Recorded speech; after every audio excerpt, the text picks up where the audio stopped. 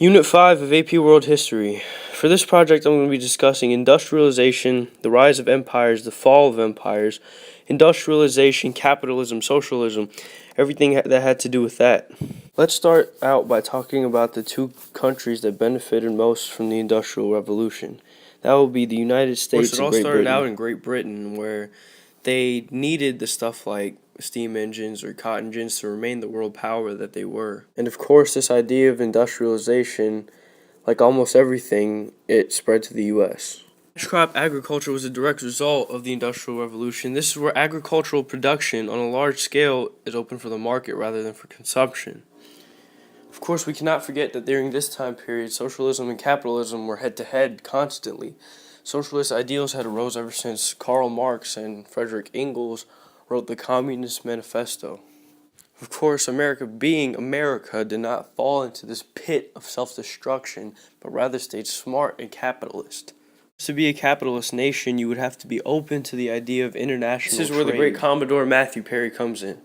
He goes to Japan and opens it to free trade for the rest of the world, which in turn benefited America by being able to trade. This may or may not have been a direct result of the Meiji Restoration, where the imperial power came back to Japan. It's similar to the Meiji Restoration that happened in the Ottoman Empire called the Tanzimat Reforms. These reforms helped to westernize the people of Turkey and the Ottoman Empire. At this point in world history, people were at their peak in humanism. Because of this, the French Revolution and the Haitian Revolution happened. The French Revolution was a result of the Third Estate being unequal, and the Haitian was a result of slaves. Because of the revolutions happening in Latin America, the result of it was dependent development. This is where the Latin American countries had to rely on the United States for production. From the French Revolution, the Napoleonic Code was a result of it. We now get into India and China. At this time, India and China did not play a very big role in the world. However, China did play a big role in the trading system. They had spheres of influence all over Southeast Asia and most of East Asia.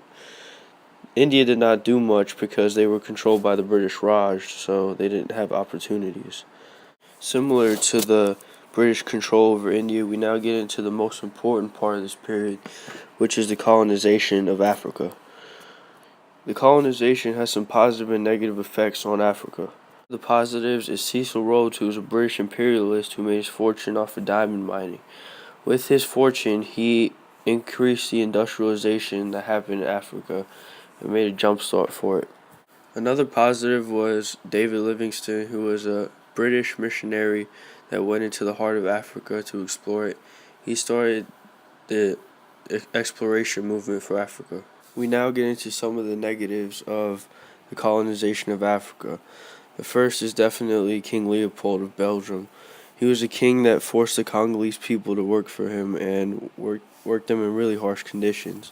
The worst part of the colonization and what started it all was the Berlin Conference. This is where different European countries met to split up Africa like a pizza, in which Africa got the smallest slice. By Africa, I meant African people. And that covers almost all of the period in world history.